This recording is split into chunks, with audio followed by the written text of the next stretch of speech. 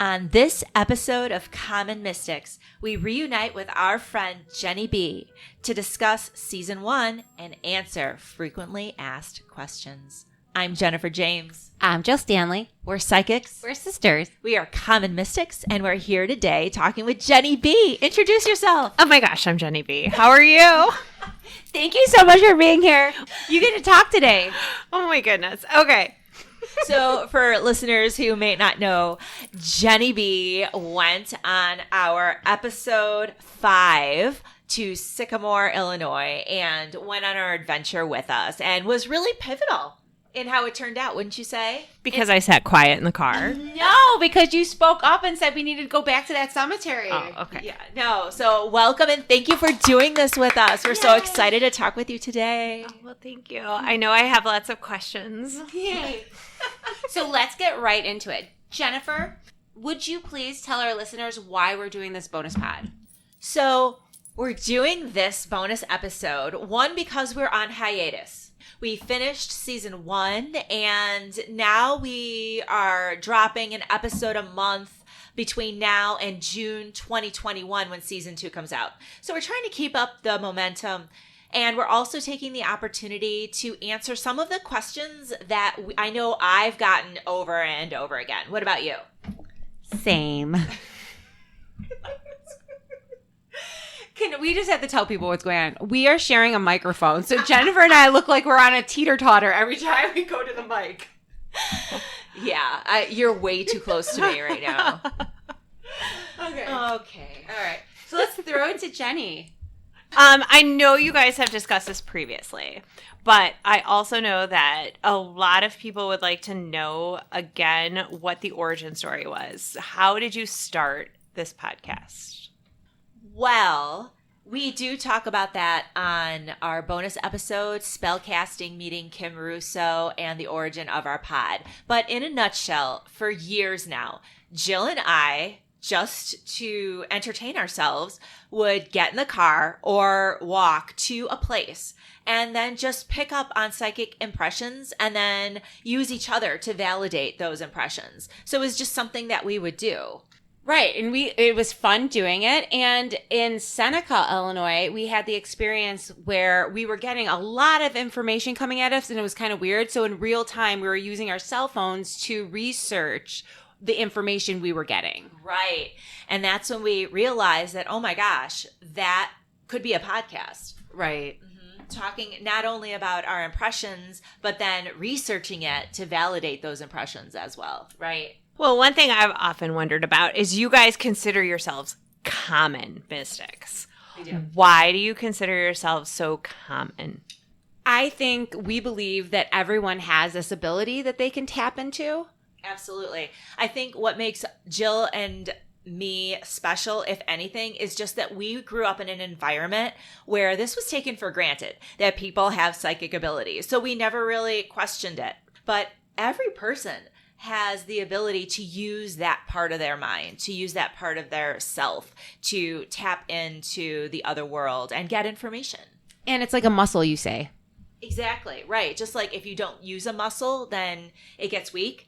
The more you use it, the more it gets strengthened. And as far as the spiritual world, what you pay attention to comes back to you. So the more that you pay attention to spirits who are communicating with you or information from your psychic senses, the more it will happen. I like to say that the spirit world is always on, and it's really like, are you paying attention to it? It's always there. And if you're feeling not connected, or if you don't feel like it's there for you, it's because you're not paying attention to it. But when did you guys really start recognizing that you had this gift? Can we answer this for each other? Oh, sure. Okay, you go first with me. Oh, Lord. So Jill, all her life, I'm 7 years older than Jill. So I remember Jill being a baby. From the youngest age, Jill had the knowledge that there were other beings around. She had imaginary friends. She was very comfortable by herself. She always had that sense that there was more than what she could see, hear, feel, etc. Does that make sense? I like that.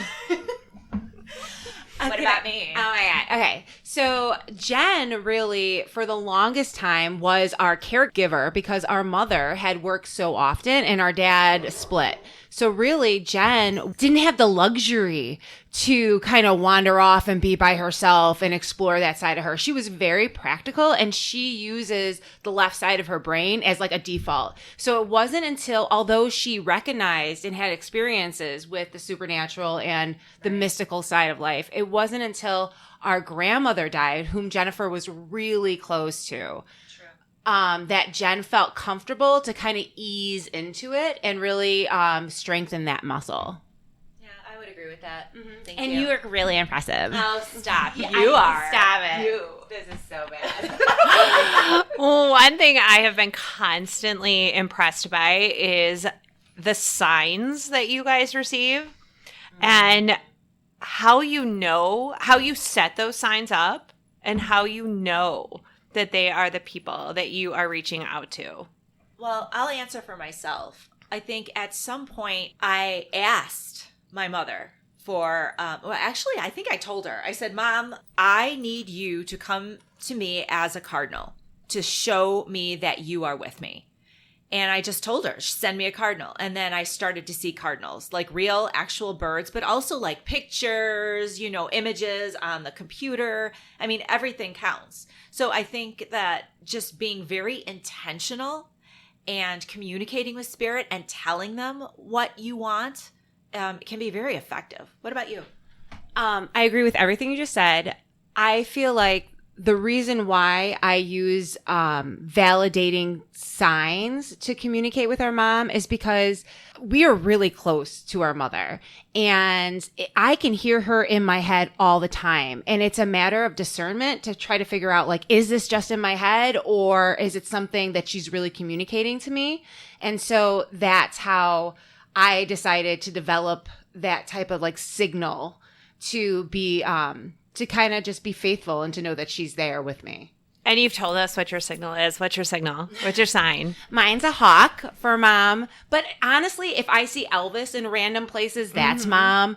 If we find, like when we were in antiquing in Shelbyville, Items that belong to Mom that we just see in a random place when we're on an adventure. yeah, she communicates. She's our mother from the moment she died had been communicating with us. Literally, we knew, which is really interesting. When Mom died, do you remember this? I don't know what you're going to say. I'm going to tell you. So Mom died. We were in her bedroom and they came to take Mom away to prepare her.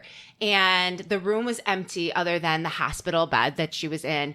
And I walked in the room and I knew she was standing by where her computer desk used to be. And I walked out of the room. I wasn't freaked out. I just had this awareness, like, that's where she is. And Jen came up to me in the backyard and said that you felt Mom in that same area of her bedroom. Wow. Do you remember that? I don't remember that at Yes. all. I was like, oh my God, me too. Weird. Yeah, those couple days were a blur. So Yeah, no kidding.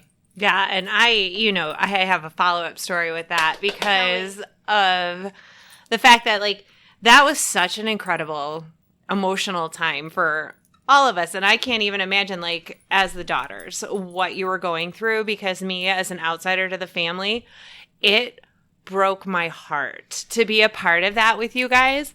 And there were a couple of things that happened, like where I knew your mother was with us, and with me, and I am not. oh my God, you are Mom's favorite I daughter. am not a part of the family.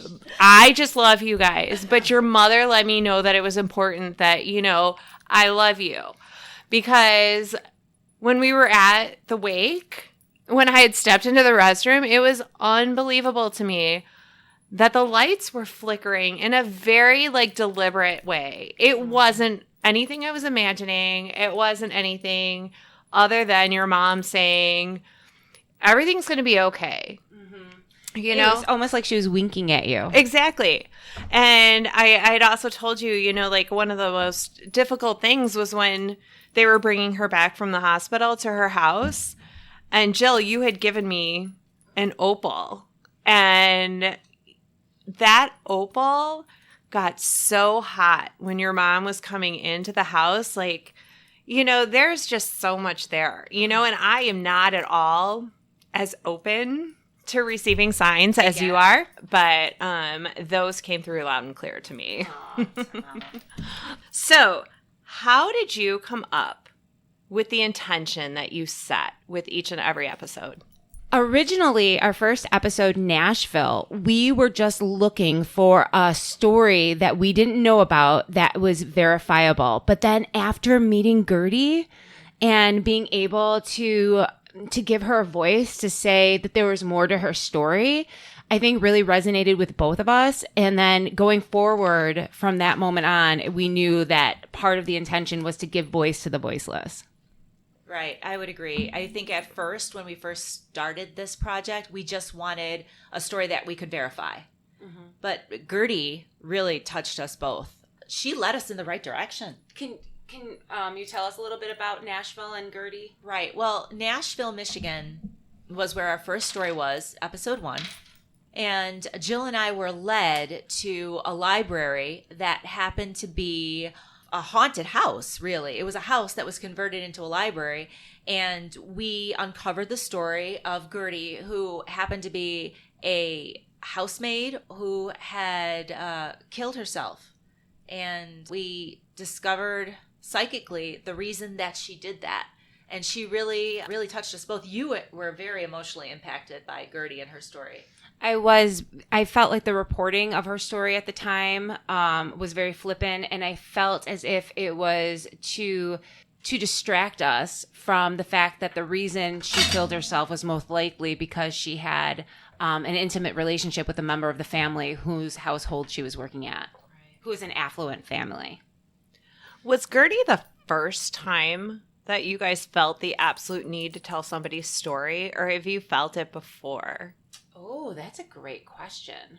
Because I remember visiting Joliet Prison with Jennifer and really being taken by the fact that she felt the need to tell the story of a prisoner who is accused of killing the warden's wife. Oh, my. I do remember that. Well, we were on one of those guided tours. The tour guide was telling the story of a woman who was murdered, and the prisoner who purportedly had committed that murder.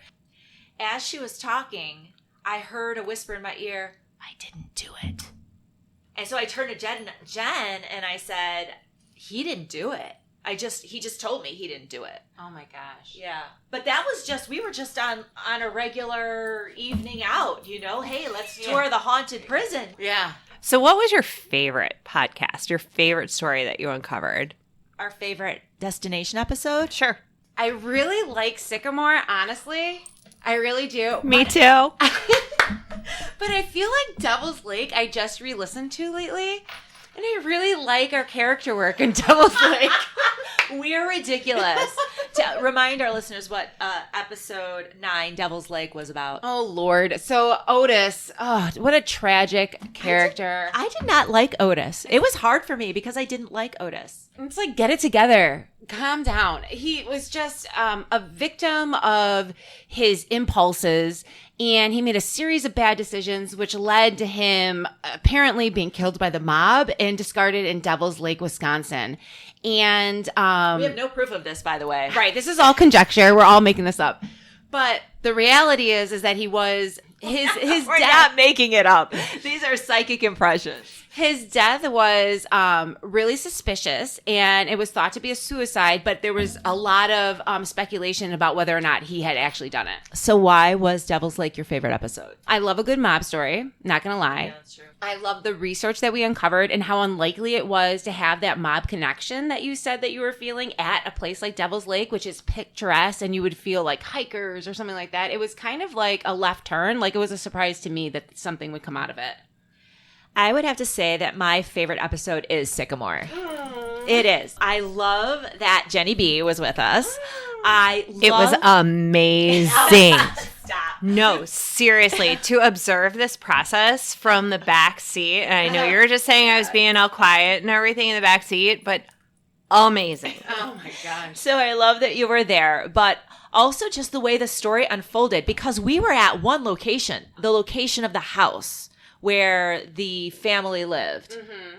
And then we ended up at the cemetery, and we left having no clue how those two locations fit together. And lo and behold, it turns out that at the cemetery, that's where the body snatchers were at work. And the location of the house that we originally stopped at was the location where the very first doctor in the area lived and worked, and then also participated in body snatching. Hence, linking the two locations. To me, that was just a goosebump moment. I just loved it. And this was just like a fascinating experience for me all around. We loved you. But I have to tell you just how this is just like the process unfolds in such an unreal way. Why did you say that? Because I listened to you two as you're just kind of like bantering back and forth to each other, and you're just talking about what's coming to your mind, and you're like, oh, I see 3 horses, and you're not thinking anything of it, and you're just, continuing on. Jill's focused on the river. We're really close to the river the whole time. And then all of a sudden, we just happen to pull into a place where you look above the door, and there are 3 horsemen. And I am freaking out. And I am like, oh my God, there are 3 horsemen. And you're like, yeah. It's just like what was supposed to happen. Amazing. Well, that was my favorite, and it was fun having you. You'll have to go on more with us for season 2. Okay, as long as they're not scary. Because which ones have you found to be the most frightening? Okay, so Rome City AF really was freaky. It was like watching a horror film. Like you were really excited with like the scariest energy. And yeah, I felt really connected to that story. Just really quickly summarize that story for our listeners who might not remember which one Rome City was. Rome City, Indiana is home to what was at one time Napes Sanitarium, where there was a young nun who came there to work, and she was attacked by the devil and then visited by the Blessed Virgin. And just recently, cardinals had caucused about her Marian experiences and decided that it wasn't authentic.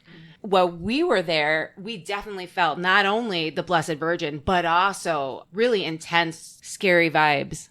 Yeah, I agree. I was afraid in Rome City. I felt like I was channeling Sister Mary Margaret. Oh, yeah, you were. Yeah. But also, if you recall Hillsdale, when we were in Stocks Park and we walked into that little outdoor sign area, and we walked in and saw the photographs of the 2 Stock children, the son and then the grandson, I felt an overwhelming sense of evil, foreboding. It was really scary to me. Just to remind our listeners, the Hillsdale Stock Park episode was the one where there was an affluent family that was a pillar of the community that really helped create and shape the community, that had imprisoned people to work at their mill and create their park. Mm-hmm. And the pictures that Jennifer are referring to are the creepiest pictures on earth. And apparently the people of Hillsdale today do not want to talk about that legacy. They would rather just focus on the good things, but they're not doing themselves any favors having those crazy pictures of those 2 in that park. Right. If you don't want people to question, like, you don't have to be a psychic to know these 2 guys are creepy. Exactly. Take the pictures down, folks. Change the photos. Oh my gosh. You guys, was there ever a time when you were out hunting for a story that you felt you didn't know what the story was that you were supposed to find? Like every freaking time, by the way. Like every time we go somewhere, we have no idea what our story is going to be. We really don't. The breadcrumbs, we call them breadcrumbs, but those little psychic signs, psychic signals help indicate to us that we're on the right track. But Ashtabula was crazy. We were driving in Ohio, and where did we end up? We never went to Ashtabula. Jill, you were picking up on this Amityville horror kind of story where a member of the family kills the whole family. I kept hearing he killed the whole family. He killed the whole family. Right. And we stopped at this cemetery that just happened to have the same name as a cemetery in Ashtabula, Ohio, where the family is buried of the Newman family, right, where the father, Mr. Newman, killed the whole family. on that adventure, we thought we had nothing. Right? Do you remember? No, absolutely. Absolutely. And it was scary that we never actually been to Ashtabula.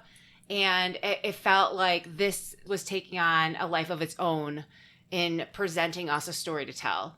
This meaning the way that spirit communicates and manipulates us a little bit.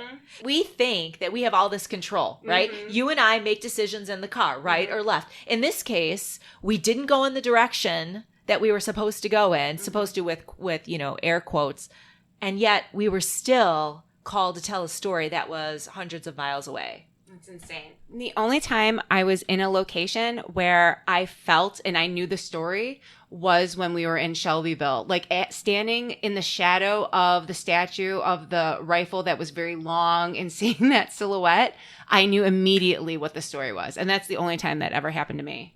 Well, and that's an interesting point because it was Shelbyville, Tennessee. We knew in the moment we were called to tell the story of the Confederate soldiers, and both of us didn't want to because we are from the North and because of all the controversy surrounding the Confederacy. And in our ignorance, again, we felt like we were going to give voice to people that were like, yeah, slavery's cool. That supported slavery. And as it turns out, if you listen to that story, you'll see that our assumptions were completely false. But that was the only time we knew what story we were supposed to tell. And that's, I think, because the spirits were like, no, you're going to tell this story. And there's going to be no, gray area about this. You both need to know that this is your story before you even leave. The thing that's interesting about that is that we had just done Otis's story with Devil's Lake, and Jen and I both did not like Otis at all. So it's not even like we can say to the spirits when we were in Shelbyville, like, oh, we don't want to tell your story because we don't like you because we just did Otis. Right. Other than that, we never know what our story is. And we most of the time feel like we're just wasting time driving around, just talking crazy, overeating, and just like, mouth diarrhea, just like saying whatever comes into our heads. And fighting a lot. But you guys are incredible storytellers. No, I'm serious. And before this, did you ever think that you would work together? Gosh, we are very different people. I don't know if this comes through or not, but Jill and I have very different personalities. I think the question, you and I working together, is funny because, like, it's me working for Jennifer. It's not together. Like, all my life, it's Jennifer says something and I'm like, I have to do it. We do have that big sister, little sister dynamic. We're working on that. Some of us harder than others. I don't know. I would say no. I would not think that I would ever be this deep in a project with you. I mean, this is like a long-term commitment. Oh my! I'm starting to get a little nervous. Sisterhood. I think, did we see that we were going to work together? No. But I think that having gone through the experience with Mom, it was brought to your attention. Tell me what I thought. You told me that honestly, just because we had to work, we were really put in a situation where we couldn't let each other down. We had to rely on each other when our mom was dying. Right. And so that experience and interacting with people at the hospital and our other siblings was a moment where we knew we were working well together, even though it wasn't ideal and we didn't like it. We knew that we weren't letting each other down. I think that that's when we realized that we could get stuff done together and our strengths really complemented each other. Is there anything fascinating that you guys left on the editing room floor that we would be interested in hearing about? You go first. Oh my God. Can I tell you about you? Sure. Tell me about me. Jennifer, when we were going to Rome City, and I know this is random. See, that's why we have to cut things that aren't supportive of the story or else they would be really boring. But Apple Valley... Oh, yes. That was really impressive. That was pretty crazy. It was just a breadcrumb, but we're driving around and in my head, I say Apple Valley. I just keep hearing Apple Valley. And we end up turning on a road and across the street is a little trailer park called Apple Valley. Isn't that nuts? Like literally. And that just came into my head and all it was is like, yes, you guys are on the right path. I think I forgot about Apple Valley. That was a good one. But then if you recall in Coal City, you were picking up on this whole Chief Pontiac vibe. Yes. That was so cool. That was cool. You know what's cool about it is like when we're in the car and we're having this discussion, apparently Chief Pontiac from whom Pontiac, Michigan is named after, had moved to the Joliet area. And I was saying to Jen, like all randomly, if I was a native, I would like to move here. And she's like, what are you even talking to me? I'm like, well, if I were Pontiac. Like it was like a really weird conversation. Really weird. And it was bothering me because Jen's all coal. And this is only our second episode. So I'm like, like honestly, Jen. And so we got back to our house and we researched it. And absolutely, Pontiac had moved from Michigan into the Joliet area. Yeah, that was super cool. But it had nothing to do with Coal City. And that happens all the time. Oh, Elvis, when we were doing Ohio. And the guy with the straw hat. So we're driving towards this random cemetery. I forgot where in Ohio we were. And I'm like, I know this sounds weird, but there's an Elvis connection. And Jennifer's like, I keep seeing a guy in a straw hat. And she's like, and she describes like what he's wearing. And I'm like yeah. Overalls. Yes. Like literally. It's like he's in overalls and he has a straw hat. And Jill's like, Elvis. So we make a right and we're going down in like this nowhere town, Ohio, and there's a Graceland church. And for those of you who don't know, Elvis's estate in Memphis is called Graceland. So there's the Elvis connection. And who was doing work on the grounds of the church but a dude whom Jennifer described in a straw hat and overalls? No joke. Like, you can't make this stuff up. I know. And that's how we knew, although we weren't in Ashtabula, that's where our story was. Right. We were in the right place. I know, that was crazy. That was crazy. I forgot about that. I know, I remember that. See, all this stuff we edited out. Yes. You guys are so, like, attuned to each other, but do you, like, have a different way of reading situations? I think we do the same thing. Jill, you have to remember, Jill has been doing this all her life. And I feel like Jill is always on, meaning she's always connected psychically to the universe. I don't feel like I'm like that. So I think that there is a fundamental difference. What? Why are you making just that back face? up. Okay. So Jennifer, you have to remember Jennifer's the oldest and our mom worked 3 jobs. So Jennifer had to be a parent really to 3 kids that she didn't have. And she really was focused on getting out of that situation. So she really developed the left side of her brain and really relies on structure and things that our culture itself values to improve her life, where I don't have any of those abilities. So I was just like randomly like looking at the ceiling being like, wow, I think something's there. No, stop it. But I think what you're getting to is that I'm very left-brained, very logical, very grounded, very down to earth, just naturally, and very detail-oriented. And you're very right-brained. You're more creative. You're more open. You're more extroverted. So I think that comes through in the way that we read. Jill is often very comfortable just picking up on the energy of an area.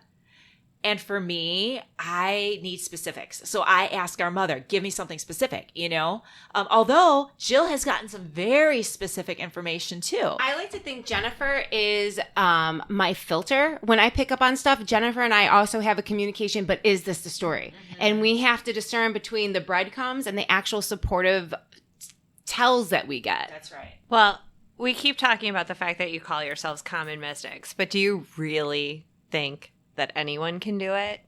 Oh my gosh, totally. I do. How would you encourage people to start? It sounds cliche, but really I think it starts with meditation.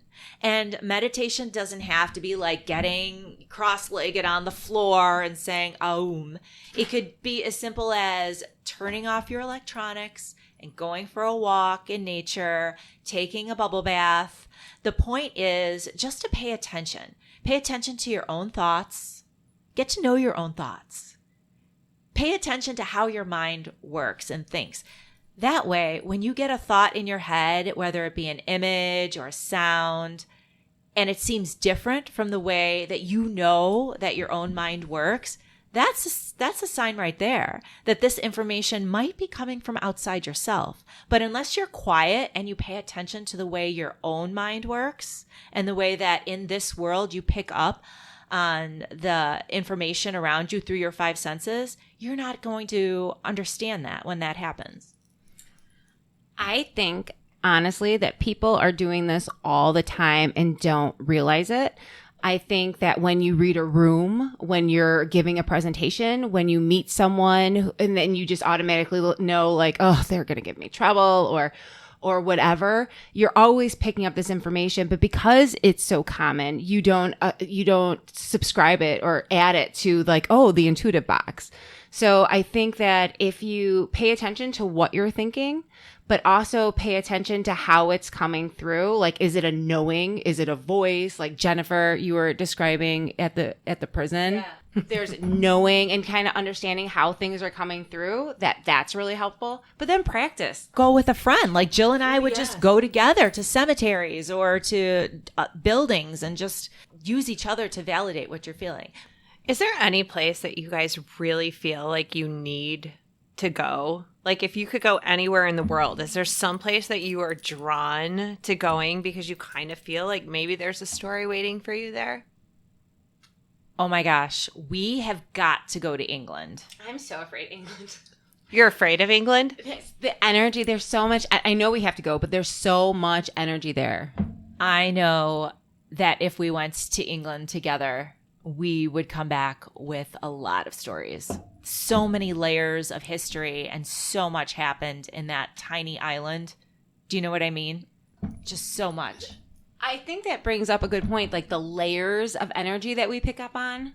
That's really something because they're not time stamped. Mm-hmm. They're there for quite a long time. So someplace like England, where like a lot of people for many thousands of years, you don't know what you're going to be picking up on.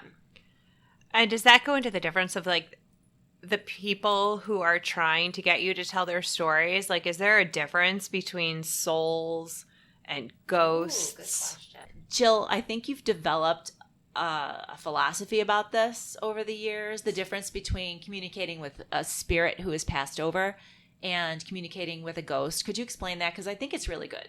I like to call it a Jillism. Oh, God. Well, no, I think that I'm really afraid of ghosts. Spirits that have not crossed over into the light. That are earthbound, if you will. And the reason why I think I'm afraid of them is because they don't have the same social graces that someone who's of the light experiences when they go back with God. I feel like ghosts are unpredictable and kind of scary because they're trying to get your attention in very strange ways and they don't know how to access my mind's eye or to use my experiences to get to communicate with me. What about you? Well, I tend to subscribe to that, that theory because it makes sense. You think I'm right? Yes, Jill, I think you're right. Yeah, I mean, to be honest, I don't know that I interact with ghosts a whole lot. I think that I have an innate fear of ghosts, so I'm not really open to them the way I'm more open to interacting with, people who have crossed over. So I really think that I block ghosts from communicating with me. And I know this is so funny. So for a while, Jill was all like, I want to see ghosts. And I'm like, oh, really? You want to see ghosts? She's like, yes, I'm going to put that out to the universe. I'm going to ask, the universe to send me ghosts. I want to see ghosts. How'd that turn Even out for I know that is a bad idea. I just want to let you know that's not where I was going. I was thinking of your husband. How I was thinking, how Dennis is a ghost block. He's a ghost block. Dennis is a ghost he block. He really is. You cannot be afraid or get your psychic on around Dennis. Exactly. Like I went to England with Dennis, nothing happened. I went to New Orleans. We went on 2 ghost tours. Nothing happened. See, that would be me. No, a company. I'm telling you, not at all. I believe in the theory of they know I'm terribly frightened of them, so they're gonna leave me alone. Yeah, that's not how it works. Stop. No, well, and okay. Jill asked for ghosts. Okay. So my husband works nights. I know. So my husband works nights, and it's not unusual for my husband to come into the room and tuck me in when he gets home or check on me if he's like out with his friends, like doing whatever and coming home to check on me. So I'm laying in bed and I'm sleeping and I feel someone looking at me and I open up my eyes and on the back wall of our bedroom, I see something and I immediately like start sweating. I'm like, dude. And then it like, I'm like, oh, it's just Chad. And I said out loud, I'm like, oh my God, you scared the shit out of me right now. And then it faded and it went away. And I was like, nope. No, wait. No. So you changed your mind about wanting to see ghosts. I do want to see ghosts, but why do they have to show up at night? You know what? When I was in Shelbyville with you, I did see the shadow figure. That's scary. That took us over Willie to Lipscomb. Willie Lipscomb's grave. Right. So, and I have had those experiences, but overall, I'm not really. I don't know. I do want to see ghosts, though. Oh, here I we go do. again. But don't you feel like a lot of the ghosts who are still here are here because of some like inability to cross over because of something bad that happened? They're just people.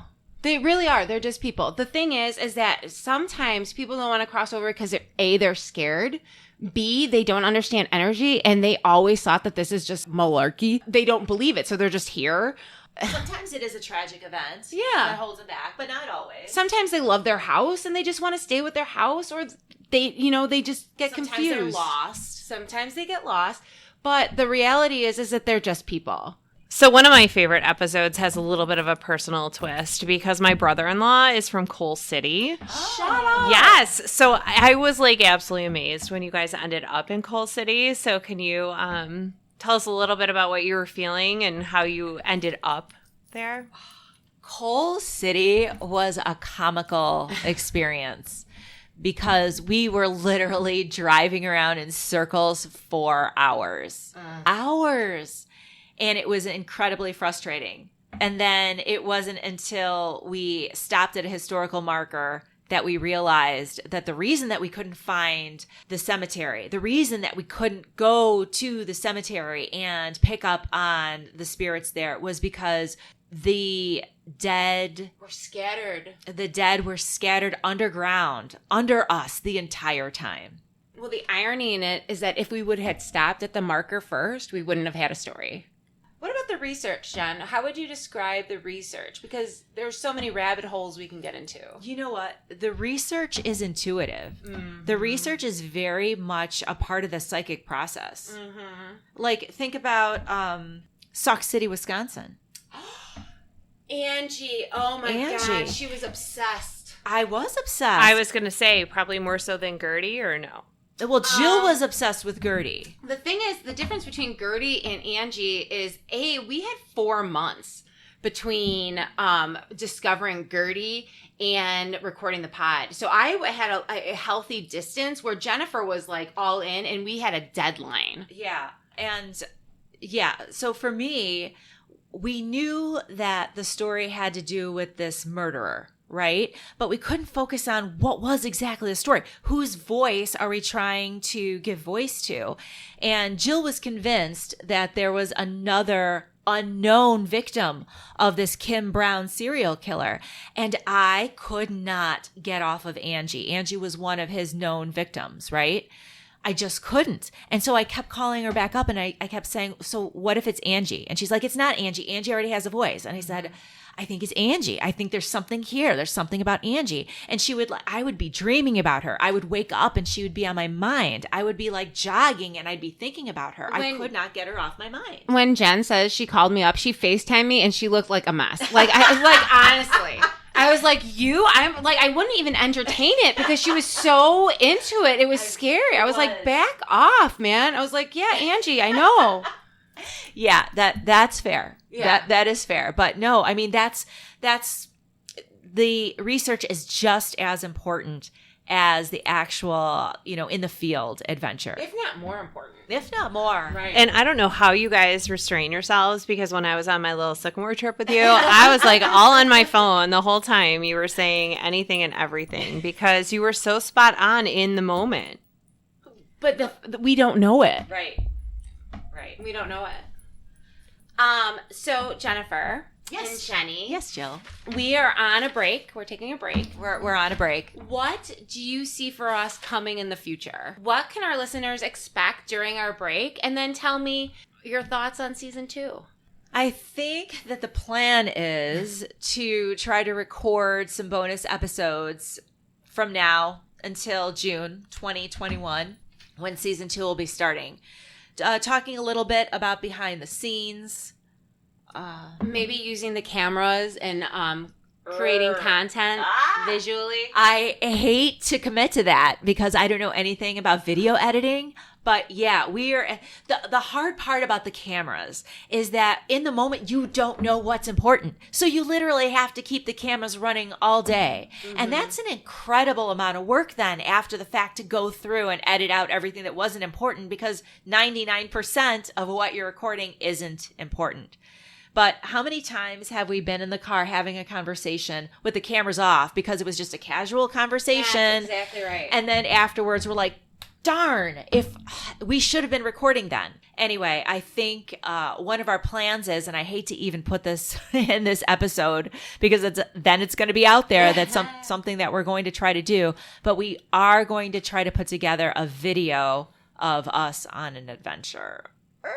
Now it's out there. Now it's out there. And I just want to say that there's COVID weight that we're dealing with. So we may be a little juicy on... Oh my God. You guys are so beautiful. I need to beckon the Oompa Loompas to take me to the juicing room. Before the Oh my gosh, that's funny. Jill, what do you see coming up for season 2? Well, I know that we have 2 stories already for season 2. Ooh. We have a Northern Michigan. Oh, yes. And we have our second Shelbyville, Tennessee story. Ooh. I know. I'm so Do excited. you think we will take additional trips outside of the Midwest? Well, we have to go see our brother Christopher and our sister Jessica. Oh. Those are 2 of our siblings that said they were going to let us in. So we are looking at Kansas Kansas. and New York State. Yeah. And possibly Utah because we have a nephew getting married in Utah. That's right. So who knows what will happen? Thank you so much, Jenny, for doing this. You are the sweetest ever. Oh my God. This is just so fascinating to me. You know that you guys fascinate me. So sad. No, it is so true. You find the most amazing stories. I'm so surprised we have listeners. Isn't that like we have listeners? You guys are the most amazing storytellers, and you have a gift that you may think is common, but you are so good at what you do. I just want to say thank you for Jennifer, and because Jennifer tells me stories, and I just get to sit here and listen to Jennifer tell me stories. Oh my goodness. I love thank that. you for you, Jill, because you bring so much fun and light and energy to our adventures. It's really been a good time. Am I your favorite? I'm not going to say anything else about that. So where can all your listeners find you? Check out our website, commonmystics.net. Listen to us on Amazon Music, Stitcher, Spotify, Google Podcast, Apple Podcast, where you can leave us a positive review so other people can find us. And don't forget to check out our Facebook page, who our sister Jennifer. Yeah, she's been amazing. Our sister Jessica has been huge, creating memes and just keeping that Facebook page going. So thank you, Jessica. I've gotten a lot of compliments. People think I'm very funny. I'm like, thanks. I don't even mention her. I'm like, who? Like, it's all me. I'm kidding, Jessica. Thank you all for listening. And thank you, Jenny B, for joining us on this very special bonus episode. We love you. Jenny, Thank you for letting me be a part. I love it. And thank you to our listeners. Good night. Thank you. Good night.